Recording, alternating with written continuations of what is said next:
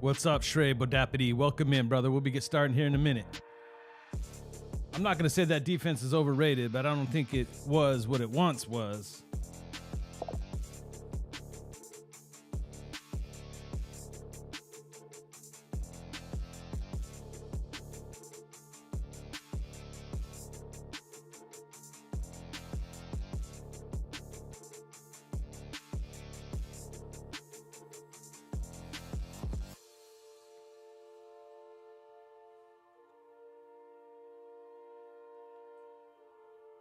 All right, let's do this. What's up, Shrey Bodapity's in the house. What's up, brother? Salute. I wasn't even going to go live tonight, man, but for those who are here, welcome to another episode of Night of the Shield right here on the Las Vegas Raider News Review channel.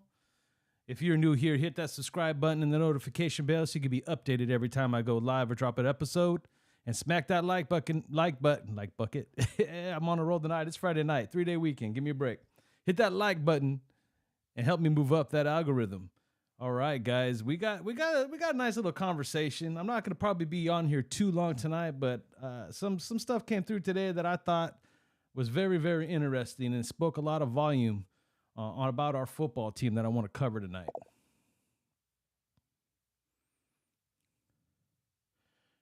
Raider Dangerfield's in the house. What's up, brother? Welcome. Salute.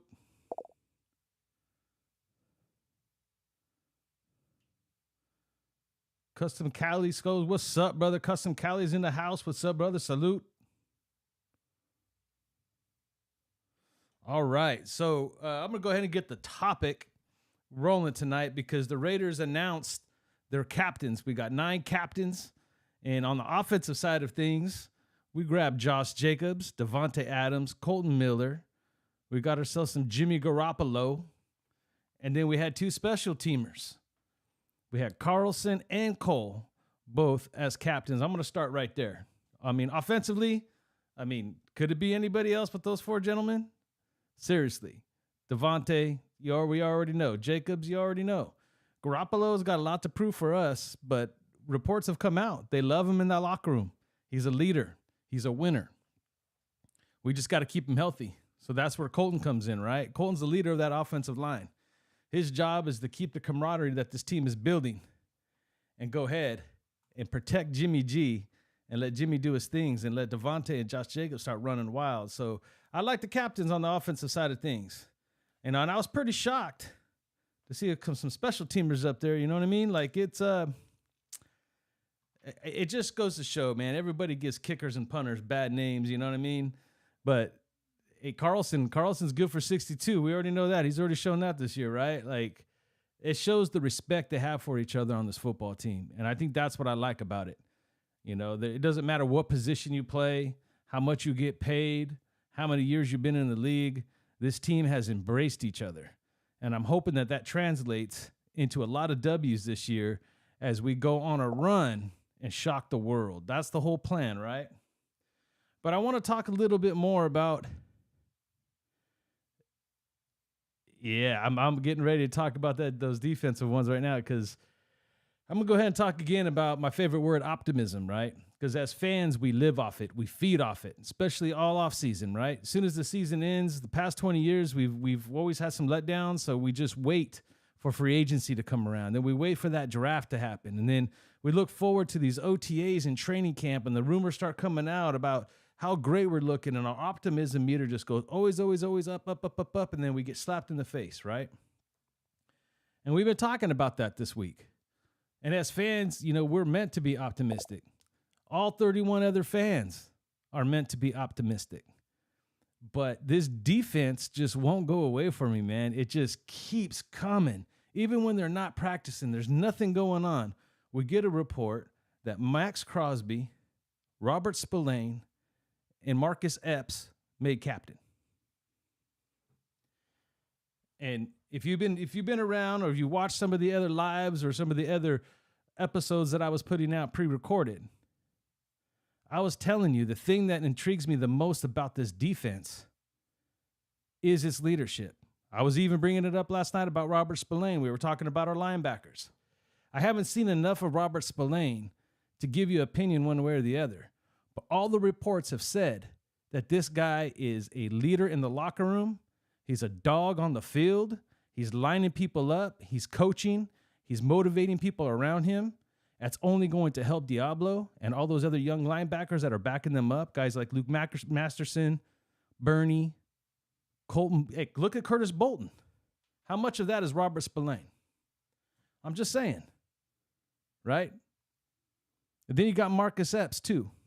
I said the same thing. All the reports coming out that him and Merrick are tied to the hip. They've gotten really close. Merrick's game seems to be stepping up. Now, this is where I'm saying, like, I've been saying it for a month. And then when I see these three guys make captain, now I'm a little disappointed Marcus Peters is not on this list, but if you know and listen to Marcus Peters, he kind of runs a little different way. He kind of leads by example, right? Maybe that's what it is, or maybe because he was a late entry to the football team. But having these three defensive players, this is what makes my optimisticness, right? My optimism start to lead more into expectations. Now I'm starting to have a little bit more expectations because it's very rare that I'm right about anything. Just be forewarned, right? And I'm joking about that, but yeah, I've said some crazy stuff. I was one of those guys that thought Matt Shaw was going to be the answer, right? Anyways, but these new additions to this defense play a bigger role than just themselves. They're playing for something greater than themselves. They're playing for the other men on this football team. I've been feeling that and hearing that all through OTAs, all through training camp, as we try to figure out who is Marcus Epps, who is Robert Spillane, how they're going to make it on this team and make a difference. I guarantee you there was not one person that was doing backflips when we got them in free agency.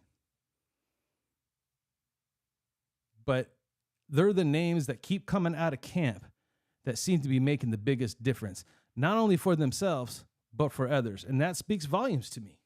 I can't help to have higher expectations for this defense at this point. And I might be getting myself a little too hyped. And maybe because it's been 20 years and I've been waiting for a defense to start rocking fools in this league for a very long time. I want some defense. We've had some great offensive players come through here. We have great offensive players right now. We just went through our captains. So anybody would trade places with us to have Josh Jacobs and Davante Adams on their football team. No lie, right?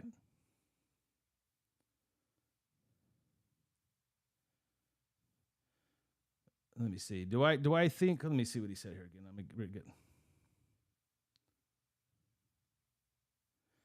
Do I think, Trey Deputy, do I think that Max Crosby could have a 2016 Khalil Mack type season? Bro, I believe that he could have a better season than his 2016 season. This guy does not stop.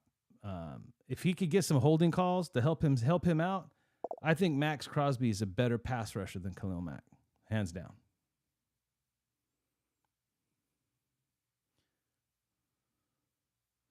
I believe that we have amazing kickers, and we've traded two in for two more. We traded Janikowski and Leckler for Carlson and Cole. I mean, I'm an old school guy, so I still got my money on Leckler and Janikowski for the moment. But these guys are on their way. You know, watching Carlson kick this offseason, dang, bro, he's got a leg and he's accurate. It's like a smaller, thinner Janikowski out there kicking that football.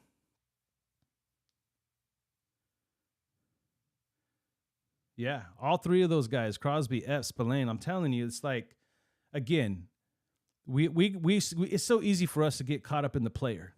Okay, it's easy for us to love Max Crosby and go out and get his jersey. It's one thing for us to sit here and pound the table and yell at the Raiders all offseason, tell them just give Jacobs his money, right? It's all for us worried about whether Davante wants to be here or not. We could worry about that all offseason because he's Davante Adams. But then you go out and you get names like Robert Spillane and Marcus Epps. And the thing about Marcus Epps is he come over for the Philadelphia Eagles, who had an amazing defense last year. So automatically the expectation for him is, well, he's coming from that Philly defense. And then you have people that study tape that say, he ain't all that. But he's seen how it needs to be done. And all you hear is how they're there being leaders, coaching. And they're making plays. So Sometimes we have to worry about the guy that's next to the guy that's next to the guy is what I'm getting at. Max Crosby is a beast. But if those defensive tackles don't start drawing some double teams and causing some havoc in the middle, he's going to continue to be hold.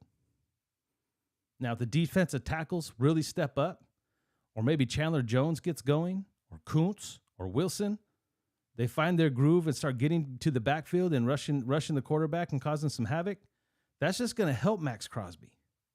Now offense really have a problem, right?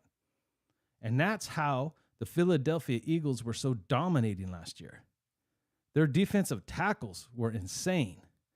They had great ends, great corners, great secondary. But it all started from that front. One is not as good as the other. That's why there's 11 people on defense, not one. If that's all it took, shoot, with Max Crosby's energy and his nonstop motor and his wildness, we don't need anybody else then, right? We need those other 10 players to match his energy. They don't have to be Max Crosby. They don't have to be at his level. They just have to complement the person next to them. And I think that's what we're getting out of Robert Spillane and Marcus Epps.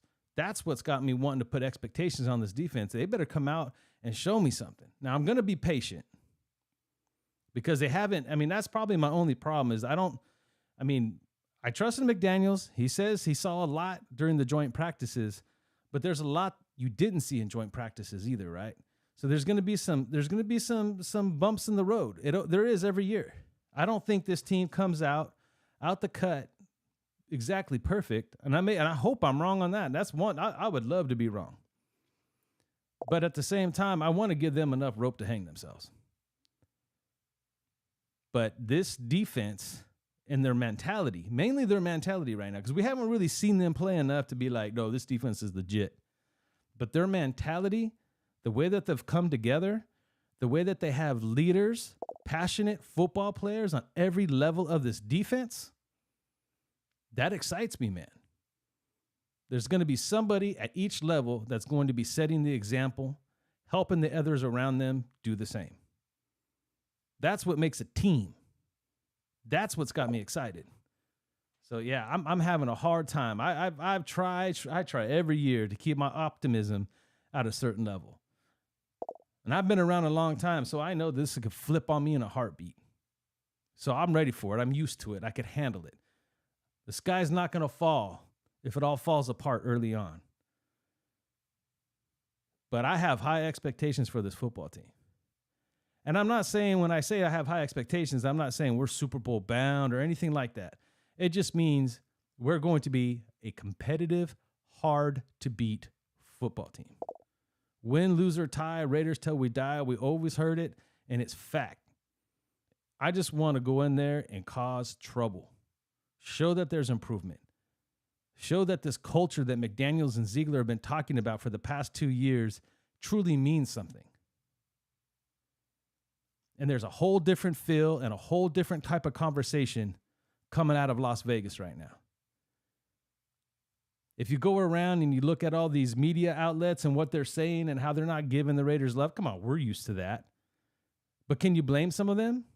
Do you guys remember listening to Rich Eisen last year? They ain't nobody that banged the table harder for the Raiders than Rich Eisen.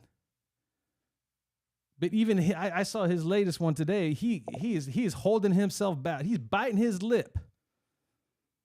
He still believes in this organization. He believes in its leadership, and he thinks that we're something, but he's afraid to say it. And that's cool. I want to be underdogs. I want to play angry. I want to play mad. Raise the level of your team energy and go out there and prove it. That's what we're all waiting for. Spillane is a surprise, bro.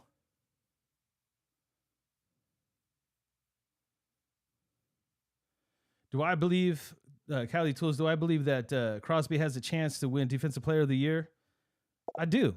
I think he has a chance every year, man. That guy, he tells you, I don't think he just comes up to the podium and just says what he says because he wants to be Max Crosby and be tatted up, redhead, and crazy. I really, really think that this guy, 365 days a year, is eating living, breathing, sweating football and being great. He wants to be the best to ever do it. And whether or not he is the best of all time, if you have that mentality and you're bringing it like that every single day, you're going to be great. And he's great. You know, just like we talk about what happened to DC. I say, hey, his name's going to come up all the time for a while, right? Until it don't. But we always said, it takes a team. It takes a village to raise a kid. It takes a team to win a championship. He needs his other teammates to do their part too. And that's just going to make his greatness shine. So if that's what we got, then yeah, I think he could become Defensive Player of the Year.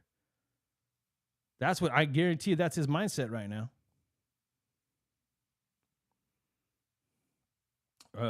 Raider Dangerfield, I agree, dude. It's been a long time. I call for it every year. That's all I want. It goes back to some of the jabs I was taking at Raider John the other night. Fun ones, you know. He's always been that offensive guy. He always wanted the receiver. I was always that guy banging the table for the defense. So when we draft Mac, I was kind of laughing and having my fun with it. And then when we drafted Cooper, he did the same thing. And look at both of us. Coop's gone, Mac's gone. It's hilarious. But I've always been defensive minded. I've always believed that the defense is where I want our Raiders to be, right? I want the Raiders of old, that tough, hard-nosed defense. I want it. And don't get me wrong. I love me some offense. Who doesn't want to see some high-flying offense and us scoring a lot of points? But I want to back that up with defensive players that are going to smack you in the mouth. I know it's not as easy as it used to be back in the day because the flag will come flying out and you get fined and kicked out of the game and all sorts of things. But I'm ready for a real Raider defense. Robert Pena, what's up, my brother? Welcome. Salute. Raider Dangerfield, I'm keyed up too, man. And this is where their marketing team needs a raise, right? And I know a lot of people proclaim that a lot of these media guys get paid extra to say certain things in the media. I don't believe that. I believe some of them are just better at spinning the narrative. And yes, every team has that one media guy that they lean on, that they, hey, get this out for us. And he's going to, walk the line a little tighter than the rest of them. But I believe the Raiders have some good ones right now. And one in particular, I mean, it's scary. I'll make an episode and I'll put it out. And then Honda will put his out. Literally, like me and him ain't recording it. I don't know the guy, but we and him on the same wavelength. And the crazy thing about that is he's actually seeing what's going on, and I'm just talking about it. That's why I renamed the channel the Las Vegas Raiders News Review. I review news here. I review it, right? I'm not Hondo. I'm not on the sideline with binoculars. Those binoculars probably wouldn't work for me anyway, so whatever. But anyways, I review it. And a lot of the times I'm on point with what some of these guys see, and trust me. And I've always said this, and this is no disrespect to Hondo, who's been doing it for years, or Vic Tafer, or Vinny Bonsignor, or Q. None of them. I respect all of them. They work hard. They have a craft. They got a job. They got a gift. Good for them. But they don't know that much more about football than we do. They don't. They just have access and get certain types of information we don't. We get it secondhand. Some of us have some guy that, I could tell you right now, any inside information I get is second or third hand. I don't have a direct line to anybody inside the organization. The closest people I got to the field is the people that I watch that have people on the field. Except for one guy that I got somebody who gets some information, but I'm not trying to be that guy though. I'm just trying to take what's reported, do my best to sort through it, and understand that, yeah, right now, it's not like they're going to come out. They act like they're going to say the sky's falling, but they won't do that until regular season. So we have to take the information that comes out, and we have to find the silver lining. We have to figure out the story behind the scenes. That's what I do. That's why I love breaking down the press conferences, because I like listening to what they say, because it's really cookie cutter. And when they do their press conferences right, there's nothing I really can say about it. I have to take it for whatever it is. But there's times like when McDaniels came out last week and he started talking about cutting the 53-man roster and how hard it was. And I was talking about that a day before he even said it. I was talking about that same thing. So when I hear him talk about it, and it was so genuine, so real, it came kind of out of left field. It felt like he didn't have anything prepared for that. And he just spoke from the heart, and it felt real. Now, there's some things that you have to add to that and read behind what he's saying, because he's being very careful about some of the stuff he says. But, it's those moments. And then the next day, Ziegler comes out, says the same thing, but you could totally tell that Ziegler was prepared for that question and how he was going to answer it. And it sounded completely ungenuine. Not that he didn't mean it. It just, you could tell that it was a planned answer, versus when McDaniels took the podium. I don't think he had a real planned answer for that question. He just answered it the way he felt about it. It seemed a little bit more real. That's all. Man, I don't know that off the top of my head, Shreya Dappity. We'd have to look that up. But it's been a long time since we had a defense top 10, bro. It's been a long time. I would say early 2000s. Yeah, I was going to say it's early 2000s, bro. It may be 2000. I think we had a really good defense after the Super Bowl. There was a short period of time that we had some ballers out there, 2004, 2005, around there maybe. There you go. 2006. There you go. 12-5. So Robert Pena, is it Robert Pena that said? Let me see that. Robert Pena says 12-5. We're going to be 12-5 this year. Anything's possible. I'm not willing to go that high yet until we put some games on paper, put some games out. Someone commented late on the video from yesterday, our live from yesterday when we were all hanging out, and they were saying that we'll go 3-1 in the first 4 games. And it was interesting because, after we already did the show, I was already at work. I was on my lunch and I was pulling up some of the numbers, and I saw that statement and it said 3-1. I think one even said 4-0. And I'm like, I honestly don't see us going 4-0, but when you really start to look at it, it's possible, right? Like, that's the thing. Anything's possible. I could say we're going to be 0-4. That's possible. I could say 2-4.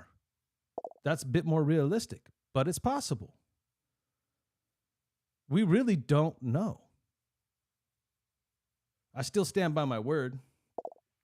This offense is a 4-0 offense. I just don't know what this defense is yet. But I've been talking up 4 main players on defense: Crosby, Spillane, Epps, and Peters. I've been talking them up for the whole month, saying there's something different having these guys on the football team and what they're giving to the other players, not just their presence themselves, but what they're actually doing for others. And 3 out of the 4 make captain. 2 of them new to this team.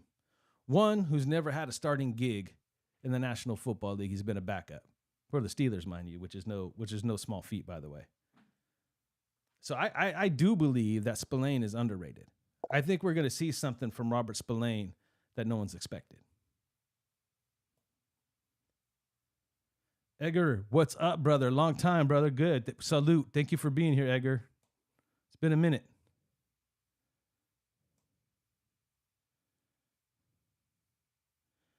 Yeah, it was early 2000s. I do know that, for the top 10 defense. John Leon, welcome, brother. Salute.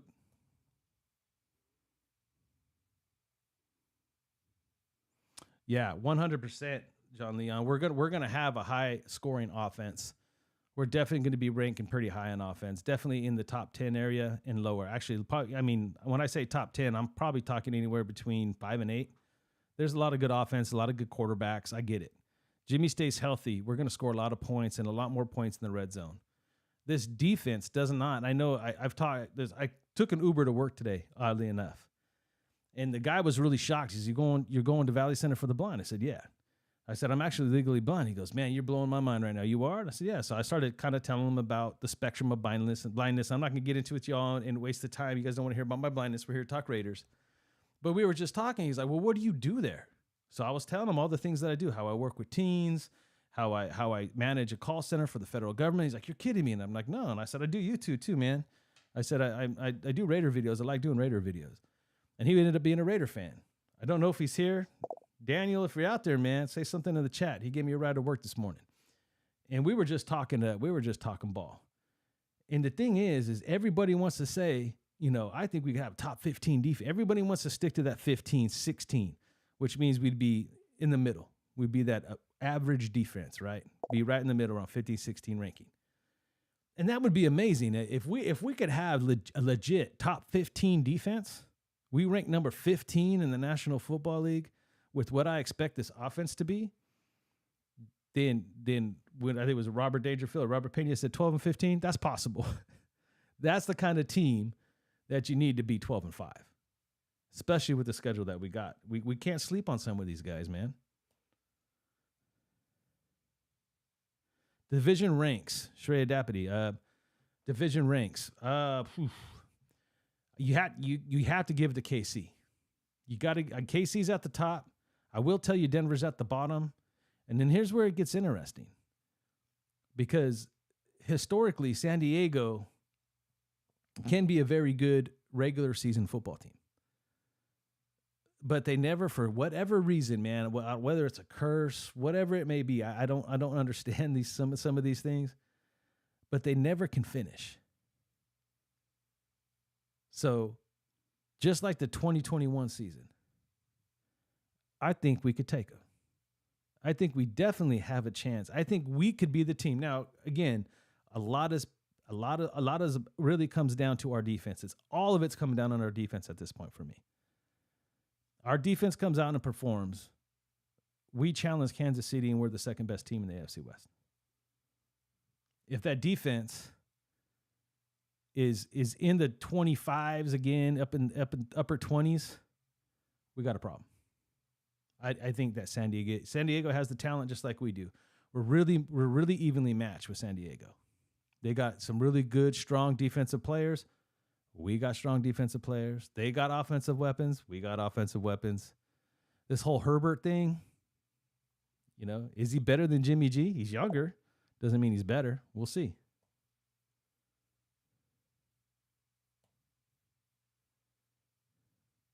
Our offense will be ranked top 10. Skull and Crossbones. Sean Leon. Custom Cali saying what's up. Kansas City did take a step back. This conversation was being had. I was listening to the Just Win Baby podcast before I came on. Shout out to those guys over there. I scheduled it. I know they're live, but they'll stay live for like 2 or 3 hours. I had to just jump on. But this conversation came up. They were talking about, they lost the defensive tackle position has been weakened. Mahomes and all of his money, he's don't have as many weapons on the offensive side of the ball. We all thought that last year, and that team was remarkable. You're on the top for a reason. You want to be the man, you got to go beat the man. We were talking about this last night, right? We need to try to split with KC. We need to split with KC before we even enter that conversation.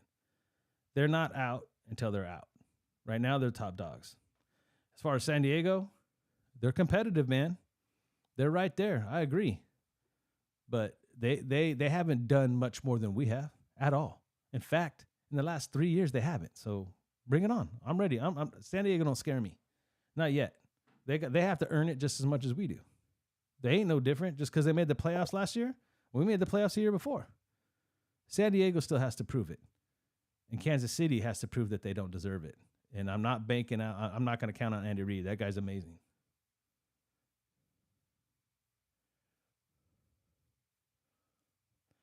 Denver is a team in transition. They're going to have a strong secondary. They got some linebackers. Randy Gregory has not lived up to his potential, but he can play ball. Russell Wilson is back to running that option. He looked good in the preseason. And Sean Payton's not going to let him be it's not going to be the same type of effect that you saw last year. I think Sean Payton brings the best out of Russell Wilson. Yeah, the Judy's out. He's hurt. They got Sutton. They got Mims. They picked up in the second round. He's a good speedster. They just picked up Dorsett. So Dorsett has a little insight. He's gonna be playing with a chip on his shoulder, possibly. They have a great running back. So they have some weapons. But I still think a team in transition in week one, it's like that's fresh meat for me, bro. That's prime. It's that either should go our way or blow up in our face, but I think it goes our way. They lost 2 tackles. Kansas City lost 2 tackles, but I mean, they're Kansas City. Andy Reid is a genius. He's an offensive genius, and he's always found some defensive players. Now, I think Kansas City is a little bit more open for some damage at this point, right? I don't think they were the Kansas City Chiefs of 2 years ago, and I really obviously don't think they're going to be the Kansas City of last year. But again, I thought Kansas City, I thought they were primed for the taking last year. And I thought we would be a lot better, and that didn't work out. So this is why we play the games, isn't it? This is why we play the games.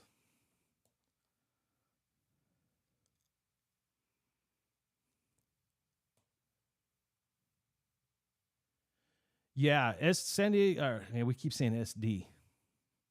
The Chargers. I know what you meant. I do it all the time. The Chargers. Yeah, I'm not sold on their coach. Their coaching has not been consistent. They try a little too hard. They go for it too much. They put themselves in bad situations and shoot themselves in the foot. At some point, that has to be corrected if they're going to take the next step. But they still don't scare me. We've had their number for quite some time, and even when they beat us, it's not.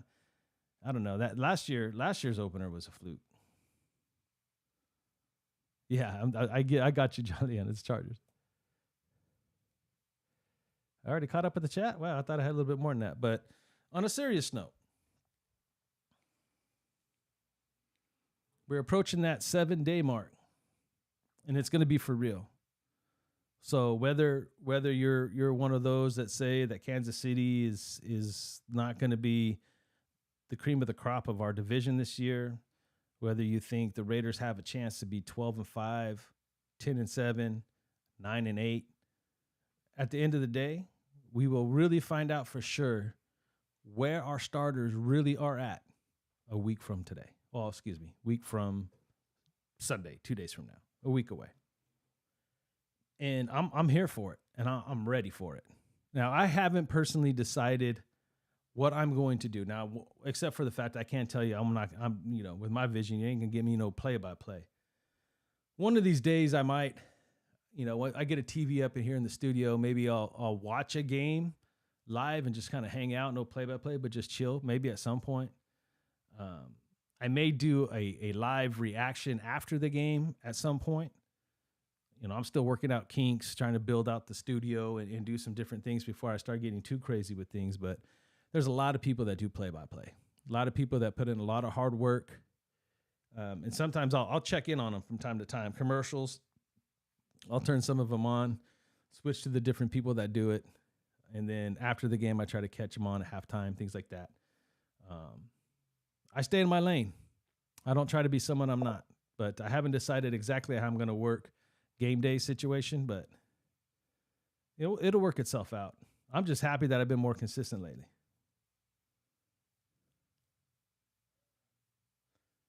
Shreya Dappy, you're a Bronco fan that found my channel. You know what, dude? I'm going to be honest with you. You're one of my arch rivals. But I respect you coming here, asking questions, and not being an ass. Because we already know you're an ass just for being a donkey, right? I'm kidding, Shreya Dappy. I really appreciate you being here, man. You're welcome here anytime. Let's talk ball. Let's talk ball. You know what I mean? I appreciate you coming in here with respect and not coming here saying that you're the best. I could live with that. But just know, week one, we're taking it, man. And if I was a betting man, I'd make a bet, but I'm not a betting man, so we'll just let it play out. But I do think we have your number week one.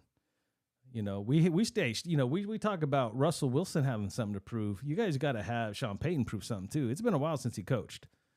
And it's a whole different scene, a whole different culture. Denver is not New Orleans, right? There's a lot of things that happened in his time there that made him Sean Payton of the New Orleans Saints. And Josh McDaniels will tell you, we dealt with that last year, right? It's not, sometimes you catch lightning in a bottle and you can come in and your culture gets implemented right away and you pick up where you left off and you're doing good. Or sometimes it's going to take a while for you to find your players. And I guess we could say they're going to be the Saints West, right? Or, he sets his culture and tries to set his way or the highway type attitude over there. He may have it now. He may not. It may take a year.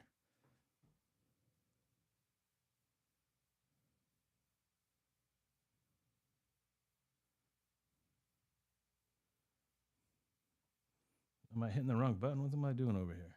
Here we go.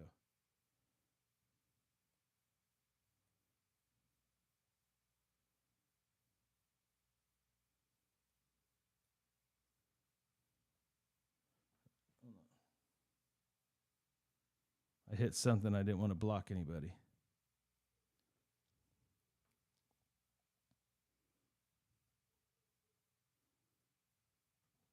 Hold on, guys.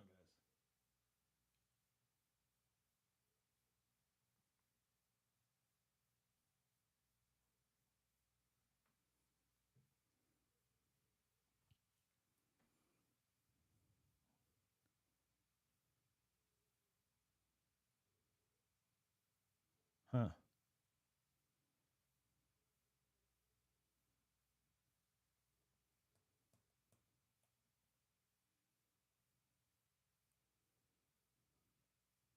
All right. Anyway, it's being dumb. It's locking me out of the chat. But I like I said, I didn't want to be here long tonight. It's Friday night. I had to stay home with some of the kids while the wife went to the local high school, our area, our kids' area high school for football because my daughter's a cheerleader and she wanted to go watch her cheer. So I stayed back. I said, I'm going to set up the show. I'm going to come out here and just check on in everybody. You know, there's been a pretty good push the last 2 or 3 days.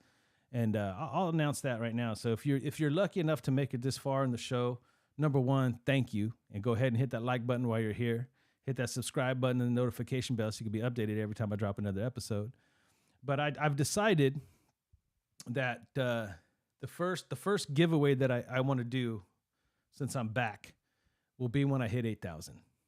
I think that's a reasonable, achievable number. And I'm going to give away something that dates back to when I first started YouTube, something that's real sentimental to me. It just doesn't fit where I'm at in my life right now, but it's something that if you've been around since I started and I was doing the old school Night of the Shield solo before we came Will to Win and Pete and I were doing things, you'll know what it is. And so I'll do a giveaway and I'll figure out how I'm going to do that. And I'll give that away when we hit 8,000. Then after that, I haven't decided what I'm going to do, but I want to do more giveaways. I want to give back. So I'm thinking of some ideas and what that was going to look like when I decided to go that route. I don't know what's going on with this thing.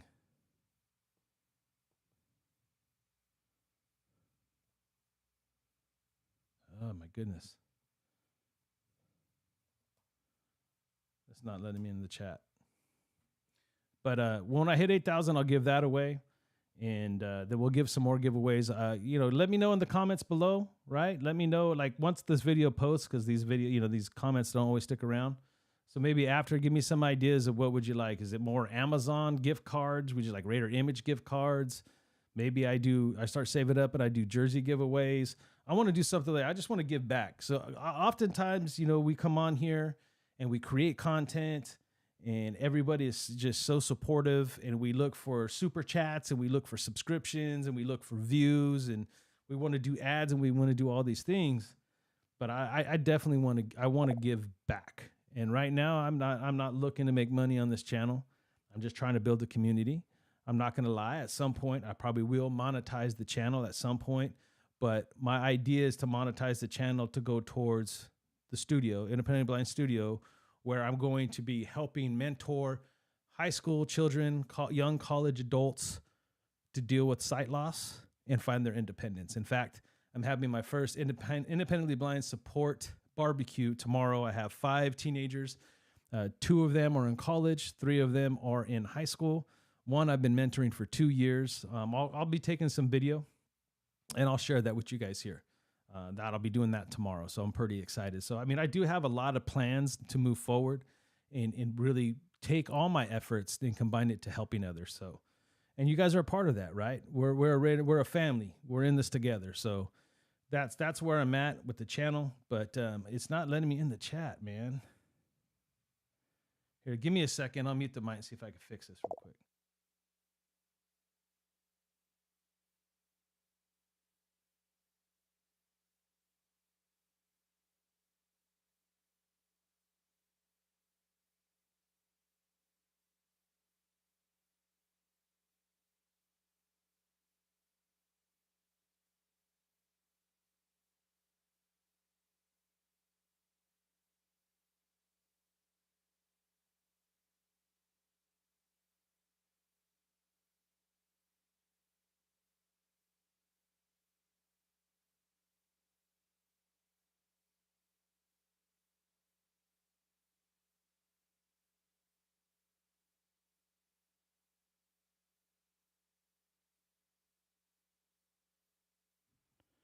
I don't know what happened. Now it's just totally blacked out on me. Here it goes.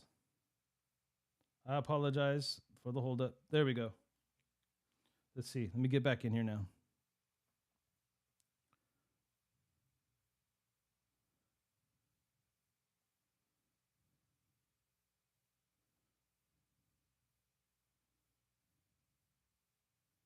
Okay, here we go. I caught up to the chat. Here we go. I didn't catch the name, but they're asking who would I start, Jimmy G or AO4? I would go Jimmy G, bro. I think Aiden O'Connell has shown us everything we needed to see this year. He has an opportunity to be our future in Josh McDaniels' offense. He's perfect for it. But there's no need to rush it. Let Jimmy play. He's already won the locker room. He has a winning pedigree. He just needs to stay healthy. Let him take us as far as he can. And if he can't go the whole way, I would love to see him be thrown in there.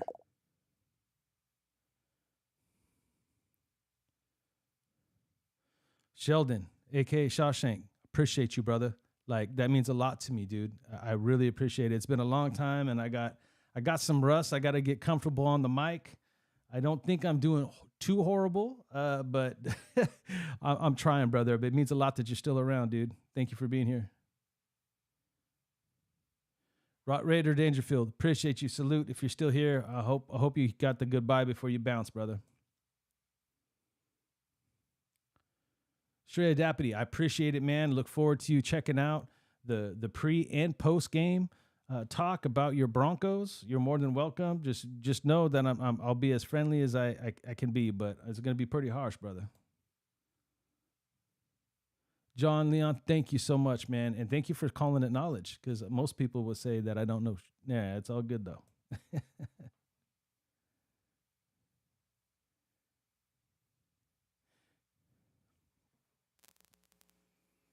Yeah, there's no way to send money right now, John Leon, or for send money right now or super chats. I'm not taking any money on this channel right now. I built this channel with a lot of hard work, and I didn't build it by myself. I had a partner, Pete, Pirate. If I know a lot of you guys remember Pirate. He put a lot of hard work and sweat into this too. And we let it go in 2016. It's just been sitting dormant. So I feel like I need to come back. I need to reset the stage. In a lot of ways, reinvent myself, who I am, get back to my roots of what I did when I started doing Night of the Shield. And I'm trying really hard to do that. I've had to step away, not so much for health reasons, but for finding my way through blindness and life. And then I got married, and then my wife got sick. The past 6 years of my life have been insane. But I'm just one of those dudes. I'm going to come back, and I'm going to show that I'm serious. I'm going to be consistent.